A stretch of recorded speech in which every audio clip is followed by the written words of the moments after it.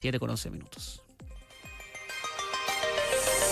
En Infinita 100.1 analizamos temas contingentes con la visión de la academia. Esto es Red Transformadora, una mirada diferente al día a día del país. Presentado por Santo Tomás, la red transformadora de Chile, comprometidos con los desafíos y el desarrollo de nuestro país.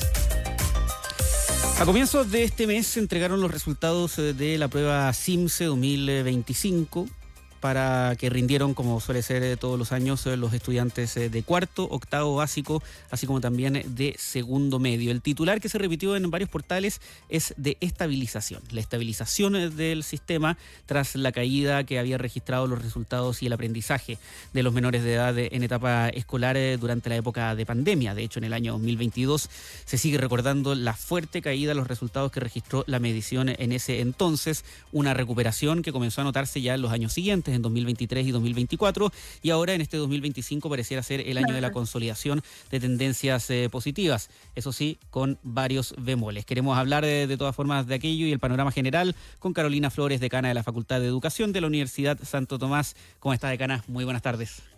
Hola Matías, ¿cómo estás? Súper bien, muchas gracias por estar junto a nosotros durante esta tarde.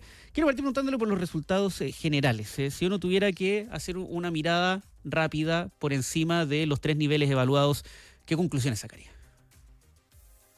Mira, la evaluación CIMSE es una evaluación que es tremendamente relevante para el país a partir de la instalación de la ley 20.529, ¿no es cierto?, que nos permite ir midiendo la calidad de la educación en el sistema escolar. Es algo que todos los establecimientos esperan para ir tomando decisiones respecto a sus prácticas pedagógicas. Y efectivamente, si uno mira la tendencia desde a lo largo de lo que hemos evaluado, porque es súper importante relevar que nuestro país tiene una experiencia muy larga en evaluación y tiene una capacidad instalada que es tremendamente relevante no solo para nosotros, sino para la región. Nosotros somos referentes en la región en cómo evaluamos estandarizadamente nuestros aprendizajes, para bien o para mal. Aquí hay distintas miradas respecto a eso. Pero es una serie larga, sobre todo en cuarto básico. Si ustedes ven la serie cuarto básico, donde es una serie que podemos observar y comparar desde harto tiempo, efectivamente, si tú la miras, se ve una línea bastante plana, digamos. Es algo que las políticas han buscado siempre intervenir para ir observando una mejora en los aprendizajes que sea bien relevante, pero vemos una tendencia en general plana, con evidentemente una caída durante la pandemia, sobre todo en matemáticas, porque las investigaciones nos dicen el establecimiento educacional es muy relevante para el aprendizaje de la matemática, sobre todo en edades tempranas, y claramente vemos una caída ahí entre esa brecha de años que no se evaluó, y ahora vemos que nos recuperamos. Entonces, efectivamente, una tendencia estable, pero con una recuperación ahora en los últimos años. ¿Cómo lees tú esta tendencia a la recuperación? Sin duda, me imagino, obviamente, una buena noticia, pero que comparativamente, ¿qué tan distinto es a la caída gigante que vivimos en el año 2022? Mira, yo creo que hay dos cosas que es relevante de la tendencia que son sumamente interesantes. Uno, es que si tú miras los resultados sobre todo los grupos socioeconómicos más desfavorecidos, que serían los 2 primeros grupos socioeconómicos, tú ves 2 momentos en el tiempo donde los resultados se mejoraron. Uno es para la implementación de la ley SEP, de la subvención escolar preferencial. O sea, la ley permitió a estos colegios más vulnerables contar con recursos para financiar sus proyectos de mejora educativa, y ahí tú observas claramente una mejora temporal que debe haber durado un par de 3, 4, 5 mediciones, donde se observa una mejora sostenida. Y ahora, llevándolo al momento actual, yo creo que es bien esperanzador esto de que hubo una intervención pública de vuelta a la pandemia, que fue el plan de reactivación educativa, que justamente se enfocó en 3 cosas, como los 3 problemas más importantes que enfrentaban los establecimientos del retorno a la pandemia. Uno es la salud mental y la convivencia escolar, y el otro, efectivamente, los aprendizajes. Entonces, se invirtió recursos, se llamó incluso a los sectores como los nuestros, ¿no es cierto? Las universidades, nosotros apoyamos a través de tutoría, y ahí uno puede ver la efectividad de las políticas públicas, que es bien, digamos, esperanzador para el sistema, sobre todo para estos sistemas, a estos entornos, establecimientos que están mucho más necesitados.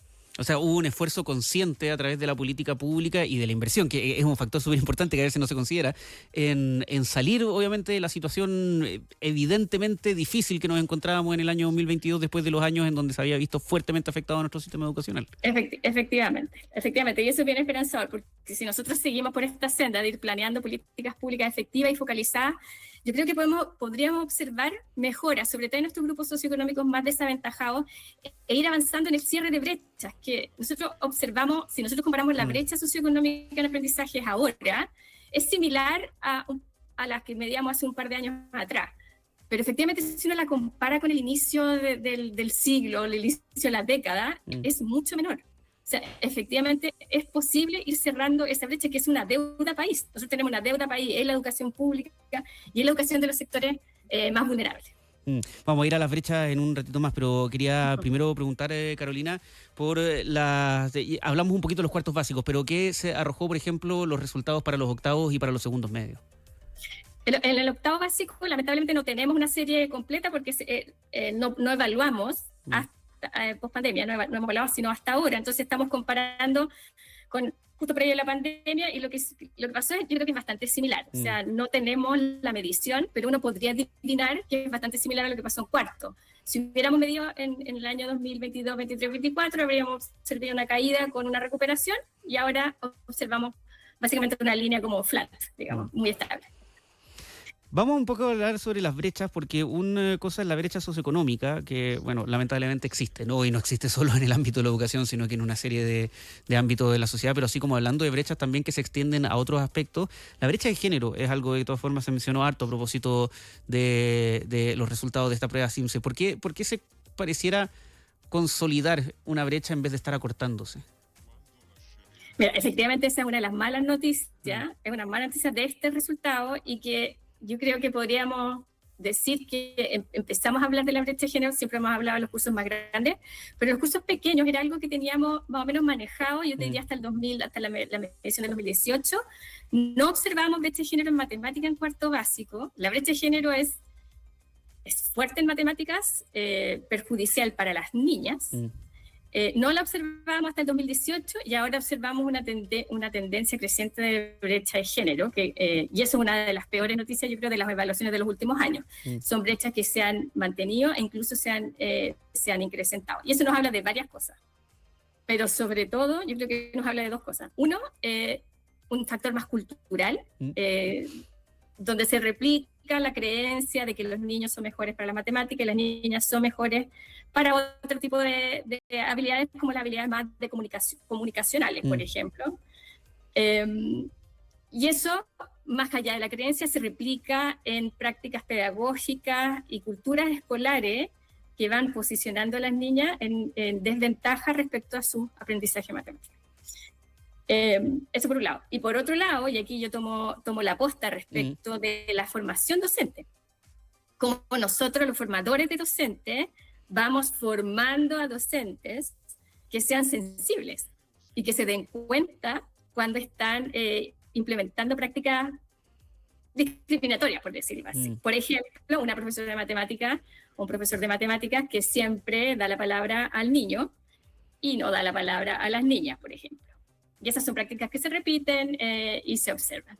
Es algo que nosotros, por lo menos en la Facultad de Educación de la Universidad de Santo Tomás, tenemos muy intencionado a través del sello inclusivo que nosotros queremos otorgar a nuestros futuros y futuras docentes, sensibilizando respecto a la importancia del aprendizaje de todos y todas.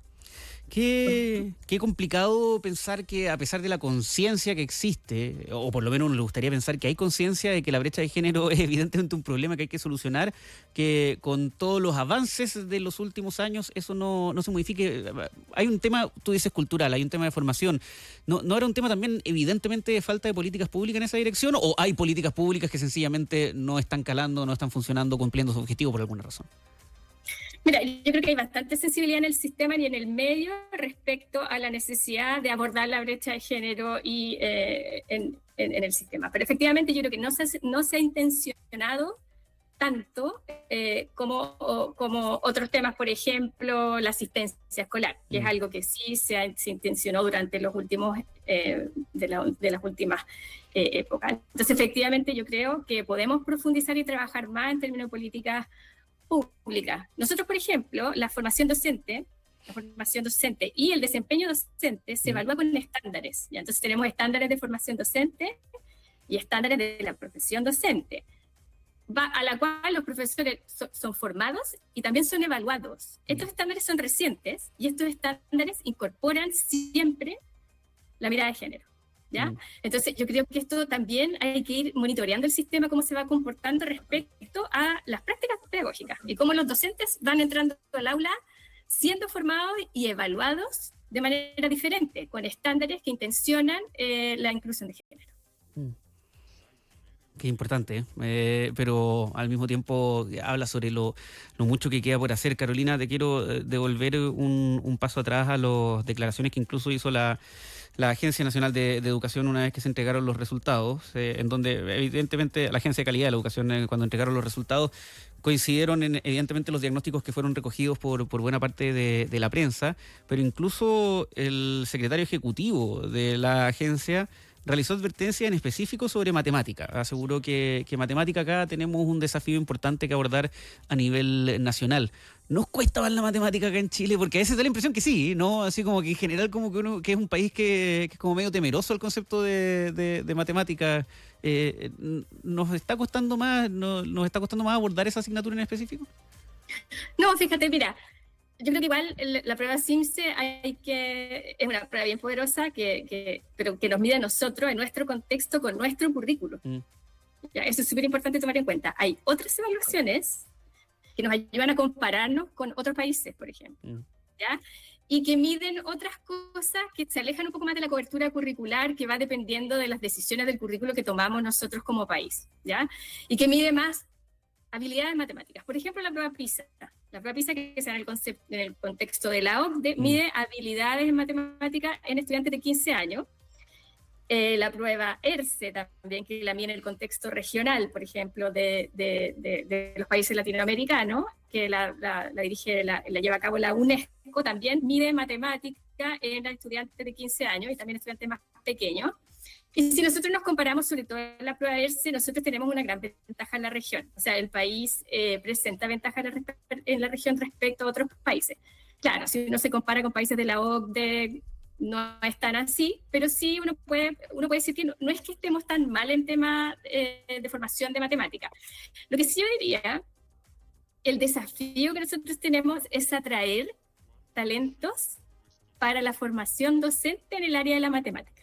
Sobre todo en el área de la matemática ya más específica de la educación media, ¿cierto? Nosotros todos los que tenemos programas de formación de profesores sabemos lo difícil que es que un estudiante talentoso, capacitado, con buena trayectoria escolar, quiera ser profesor. Y menos profesor de matemáticas, fíjate.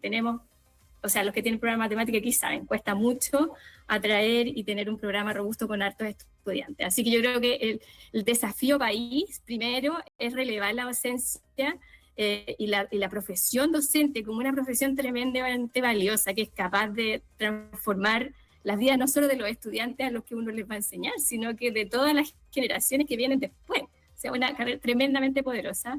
Si bien tiene dificultades, es una carrera que está regulada, que estamos mejorando los sueldos, que estamos todos conscientes como país de que es una carrera tremendamente estratégica. Entonces yo te diría, más que nada es atraer buenos y cada vez mejores profesores, sobre todo en ciertos contextos como las áreas en áreas extremas, por ejemplo, en el norte también nos cuesta eso. Carolina, por último, relevar un poquito la importancia de la herramienta. Lo digo porque tú lo mencionaste, ¿no? A veces somos incluso destacados a nivel internacional por nuestra forma de medir la calidad interna de la educación y aún así hay veces que el CIMSE pareciera ser o minimizado o incluso cuestionado desde algunos sectores, pero la verdad es que si algo ha quedado demostrado durante los últimos años a la luz de estos resultados es que sigue siendo un muy buen termómetro para las realidades que enfrentamos, sean positivas o negativas. Exactamente, yo creo que como país deberíamos estar orgullosos del instrumento CIMSE y de todos estos años de experiencia que tenemos. Ahora, también es cierto que la ley 20.529 es una ley que tiene consecuencias gravísimas para los establecimientos que no logran resultados mínimos en la prueba CIMSE y que tienen riesgo de cierre, y esto tensiona muchísimo el sistema. Yo creo que para bien y para mal. O sea, efectivamente yo creo que los establecimientos están haciendo un esfuerzo de tomar decisiones pedagógicas en base a los resultados de manera tranquila. De hecho, los resultados relevan este factor de ansiedad académica, ¿cierto? Para los estudiantes. Yo creo que eso también aplica a los establecimientos. Hay establecimientos que pueden mirar el CIMSE con baja ansiedad, por decirlo así, y tomar decisiones pedagógicas que son efectivas y que efectivamente pueden observar una mejora en sus resultados. Pero hay otros establecimientos que tienen menos posibilidades de hacerlo, porque están en una situación más tensionada en términos, no solo de resultados, sino que también financieros, de estudiantes, de la cantidad de estudiantes que reciben y por lo tanto de la subvención que reciben, etcétera. Entonces tienen menos posibilidades de ir tomando decisiones. Entonces yo creo que esta es una oportunidad después de ya casi 10 años de implementación de la ley 20.529 de ir revisando qué ha pasado con los establecimientos. Ya hubo un bloque de cierre de establecimientos, ahora la categoría de desempeño, que es la que se asocia a esta ley, se va a volver a calcular, vamos a saber qué colegios también van a estar en riesgo de cierre, y hay que ir monitoreando y ver si realmente esta es la vía para la mejora de la calidad educativa, y no es solamente una fuente de tensión inútil, digamos. Buena conversación con Carolina Flores, decana de la Facultad de Educación de la Universidad Santo Tomás, esta tarde en Red Transformadora. Muchísimas gracias por haber estado con nosotros, pues, Carolina. Hasta la próxima. Gracias a ti, Matías. Chao, chao. 7:27. Esto fue Red Transformadora, una mirada diferente al día a día del país. Presentado por Santo Tomás, la Red Transformadora de Chile, comprometidos con los desafíos y el desarrollo de nuestro país.